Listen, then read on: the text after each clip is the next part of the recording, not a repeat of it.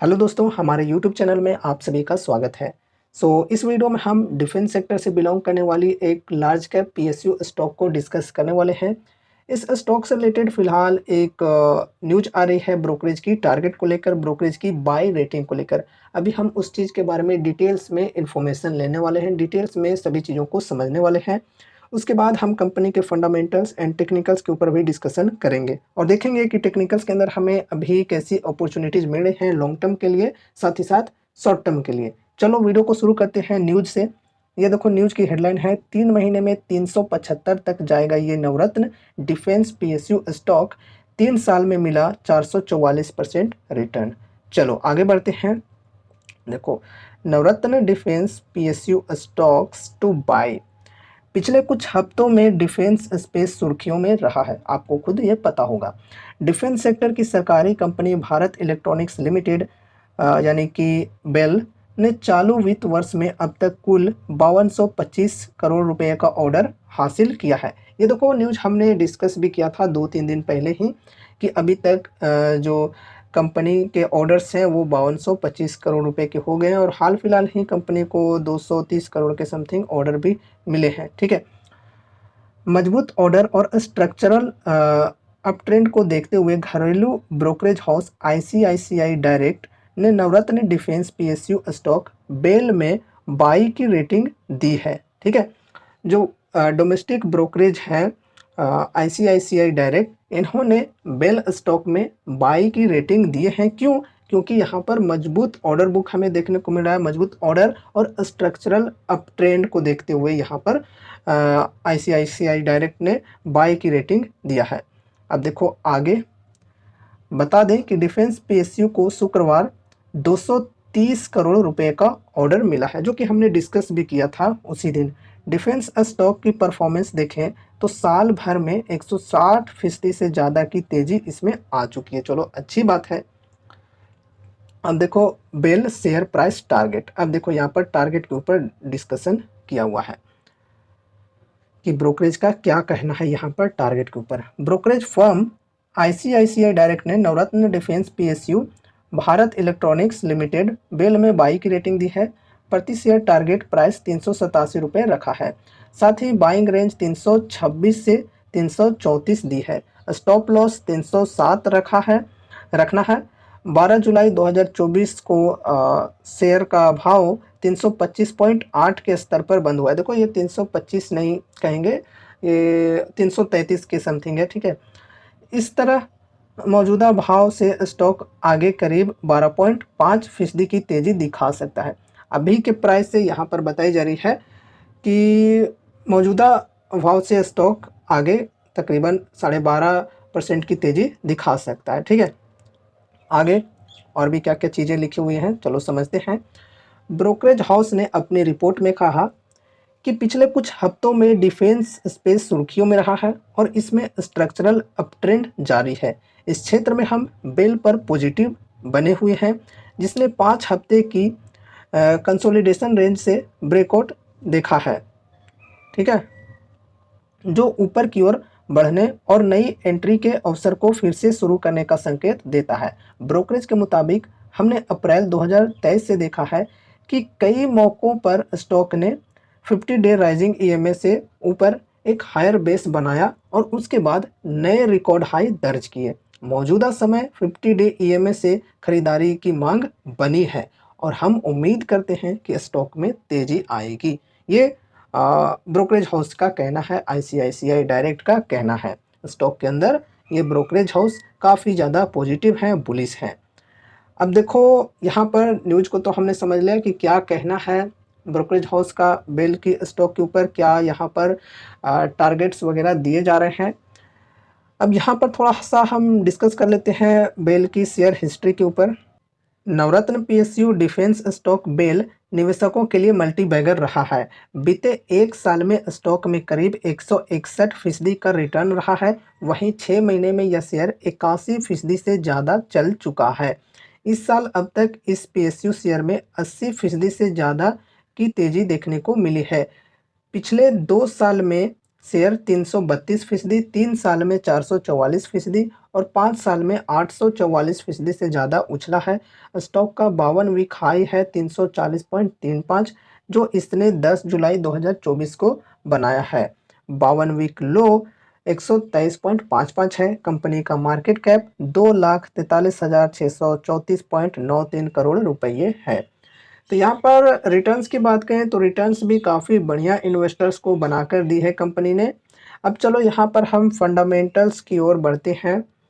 तो देखो market cap की बात करें तो 2,43,489 करोड़ फिलहाल देखने को मिल रही है। देखा जाए तो एक बड़ी कंपनी है, लार्ज कैप कंपनी है एंड स्टॉक पी 61.1 है, इंडस्ट्री पी 83 की है। तो देखा जाए तो वैल्यूएशन भी यहाँ पर एक्सपेंसिव हमें देखने को नहीं मिल रही है, लेकिन पेग रेशियो यहाँ पर ज़्यादा है 3.79 का है। तो इस हिसाब से देखें तो स्टॉक अभी ओवर वैल्यूड है। आरओसी 34.8%, आरओई 26.4%, बढ़िया है। प्रमोटर्स होल्डिंग 51.1%, करेंट प्राइस 333 की, 52 वीक हाई 340 की और लो है 124 की। बुक वैल्यू 22.3 रुपये की है।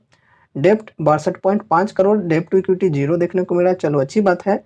एंड यहाँ पर डेप्ट के मुकाबले में फ्री कैश फ्लो की बात करें तो देखो बहुत ज़्यादा है, 4015 करोड़ का फ्री कैश फ्लो है। तो जब चाहे तब बिल्कुल आसानी से कंपनी अपने कर्ज से मुक्त हो सकती है, तो इसे हम डेप्ट फ्री ही मानेंगे। प्लेज परसेंटेज 0, चलो अच्छी बात है।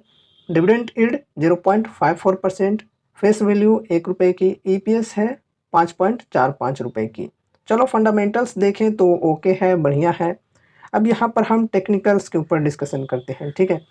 तो देखो यहाँ पर जो ब्रोकरेज हाउस की तरफ से टारगेट दिए गए हैं वो ये है। यहाँ पर देखो ये मैंने खुद से ड्रॉ किया है टारगेट को बताने के लिए, ब्रोकरेज की जो टारगेट है उसे बताने के लिए।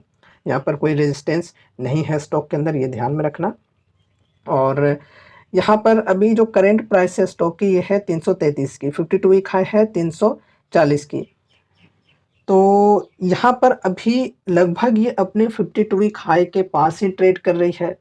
तो अभी इन्वेस्टमेंट के लिए यहाँ पर देखें तो डिस्काउंट कुछ खास अवेलेबल नहीं है, ठीक है। तो अभी बाइंग करना काफ़ी ज़्यादा रिस्की हो सकता है। ये रेजिस्टेंस के लेवल से प्रॉफिट बुकिंग चालू हो सकती है और जैसे कि देख सकते हो यहाँ पर प्रॉफिट बुकिंग हुआ भी है, थोड़ा बहुत ज़्यादा नहीं हुआ है। ये जो 52 वीक हाई का लेवल है इसको टच किया है प्राइस ने और यहाँ पर थोड़ी सी गिरावट आई है, बहुत ज़्यादा गिरावट नहीं आई है, ठीक है। अब देखो यहाँ पर अगर कोई लॉन्ग टर्म के लिए इन्वेस्टमेंट करना चाहते हैं तो ये ध्यान में रखेंगे, ये सपोर्ट के लेवल पर बाइंग कर सकते हैं, फर्स्ट अमाउंट लगा सकते हैं 307 का जो सपोर्ट है इस पर। नेक्स्ट जो सपोर्ट होगा यहाँ पर होगा 270 का, तो सेकंड अमाउंट यहाँ पर ऐड कर सकते हैं। फर्स्ट अमाउंट यहाँ ऐड होगा हमारा, सेकंड यहाँ ऐड होगा। बाकी और भी ज़्यादा गिरावट होती है तो फिर थर्ड सपोर्ट को हम डिस्कस कर लेंगे आगे चलकर। अभी तो गिरावट की चांसेज काफ़ी कम है, लेकिन हाँ ध्यान में रखना गिरावट की चांसेज कम है मतलब इसका ये नहीं कि यहाँ पर हम खरीद कर बैठ गए। यहाँ पर खरीद कर बैठना काफ़ी ज़्यादा रिस्की हो सकता है, क्योंकि ये जो स्टॉक है अपने हाई पर ट्रेड कर रही है और रेजिस्टेंस के लेवल पर बिल्कुल भी बाइंग नहीं करनी चाहिए एक लॉन्ग टर्म इन्वेस्टर को, ठीक है। तो करेक्शन आएगी, बिल्कुल आएगी, ऐसा नहीं है कि स्टॉक लगातार बढ़ते ही चले जाएंगे। जो अभी का विनर है वो आगे चलकर लूज़र भी बनता है, कोई ना कोई रीज़न की वजह से स्टॉक के अंदर गिरावट आएगी तो हमारे लिए अपॉर्चुनिटी जाएंगे, ठीक है। तो टेंशन बिल्कुल भी ना लो कि भाई प्राइस आगे चलकर मिलेगा या नहीं मिलेगा। अब देखो यहाँ पर शॉर्ट टर्म के लिए जो टारगेट्स दिए जा रहे हैं ब्रोकरेज हाउस की तरफ से, उनके ऊपर थोड़ा ध्यान देते हैं। तो देखो बाइंग के लिए यहाँ पर प्राइस बताई गई थी कौन सी, यहाँ पर देखो 326 से 334, स्टॉप लॉस 307 और यहाँ पर टारगेट 387, ठीक है। देखो 324 से 300 लगभग 35 34 तक, ठीक है। तो देखो अभी यहाँ पर बाइंग के लिए प्राइस यहाँ पर बताई गई है इस प्राइस पर, लेकिन यहाँ पर बाइंग आपको तभी करनी चाहिए मेरे ख्याल से, अगर मैं होता तो यहाँ पर यही करता जब ये जो 52 वीक हाई का लेवल है 340 का ये ब्रेक होगा, तब यहाँ पर हमें अच्छा सिग्नल मिल सकता है कि चलो अब यहाँ पर 52 वीक हाई का लेवल ब्रेक हो चुका है, यहाँ पर हम बाइंग कर सकते हैं। अभी इसलिए मैं बाइंग करना पसंद नहीं करूँगा इस 334-35 के लेवल पर, क्योंकि यहाँ पर देखो रेजिस्टेंस से नीचे है, ये जो 52 वीक हाई की लेवल है 340 की, तो इससे नीचे ही है। तो यहाँ पर प्रॉफिट बुकिंग भी हो सकती है, इस वजह से यहाँ पर अभी मैं इन्वेस्टमेंट नहीं करूँगा, अभी मैं बाइंग नहीं करूँगा, ना ही शॉर्ट टर्म के लिए, ना ही लॉन्ग टर्म के लिए। यहाँ पर बाइंग मैं तभी करूँगा जब इस लेवल का ब्रेकआउट मिलेगा एंड बढ़िया वॉल्यूम के साथ ब्रेकआउट मिलेगा, बड़ी कैंडल के साथ ब्रेकआउट मिलेगा, तब मैं यहाँ पर एंट्री ले लूँगा। और फिर जो टारगेट इन्होंने बताए हैं 387 की, यहाँ तक बैठ जाऊँगा, ठीक है। यहाँ पर फर्स्ट अमाउंट यहाँ पर मतलब निकाल लेंगे, हाफ अमाउंट जो है वो यहाँ पर हम निकाल लेंगे, अपना प्रॉफिट बुकिंग कर लेंगे। फिर आगे के लिए अगर सिग्नल मिलेगा कि हाँ अभी ऊपर तक जा सकती है, तो फिर यहाँ पर हम जो हमारा नेक्स्ट हाफ अमाउंट होगा वो रखे रहेंगे और नेक्स्ट टारगेट में यहाँ पर हम उसे भी निकाल लेंगे। इस प्रकार से करके चलेंगे, ठीक है। और स्टॉप लॉस लगाना तो बहुत ही ज़्यादा ज़रूरी है। स्टॉप लॉस यहाँ पर देखो ये होगा हमारा 307 का। यहाँ पर इन्होंने भी स्टॉप लॉस शायद वही दिया था। किधर गया स्टॉप लॉस? स्टॉप लॉस, एक मिनट, देखो 307 का यहाँ पर स्टॉप लॉस रखने के लिए बोला गया है ब्रोकरेज की तरफ से, और यहाँ पर 307 पर सपोर्ट है। तो सपोर्ट पर यहाँ पर हम स्टॉप लॉस लगा सकते हैं एंड यहाँ पर बाइंग करेंगे कब? जब ब्रेकआउट मिलेगी 52 वीक हाई के लेवल की, तब। एंड टारगेट होगा हमारा यहाँ पर ये 387। फर्स्ट यहाँ पर हम प्रॉफिट बुकिंग करेंगे, जो हाफ अमाउंट है यहाँ पर निकाल लेंगे। बाकी आगे चांसेस रहेंगे कि हाँ अब और भी ज़्यादा तेज़ी आ सकती है, तो यहाँ पर हम हमारा सेकेंड अमाउंट को रखे रहेंगे, वरना सभी अमाउंट को भी निकाल सकते हैं, कोई टेंशन नहीं है, ठीक है। तो दोस्तों ये रही यहाँ पर opportunities, long term and short term दोनों इन्वेस्टमेंट के पॉइंट ऑफ व्यू से हमने अभी डिस्कस किया है चार्ट के अंदर। बाकी यहाँ पर बहुत सारी चीज़ों को हमने डिस्कस किया, स्टॉक से रिलेटेड जो न्यूज आ रही है, जो ब्रोकरेज की तरफ से टारगेट दिए जा रहे हैं, उन सभी चीज़ों को डिस्कस किया, फंडामेंटल्स को डिस्कस किया। उम्मीद है कि इस वीडियो के माध्यम से आपको कुछ यूजफुल इन्फॉर्मेशन मिले होंगे। तो वीडियो को लाइक करके चैनल को सब्सक्राइब कर लेना और मिलते हैं अगले नए वीडियोज़ के साथ। तब तक के लिए बाय बाय।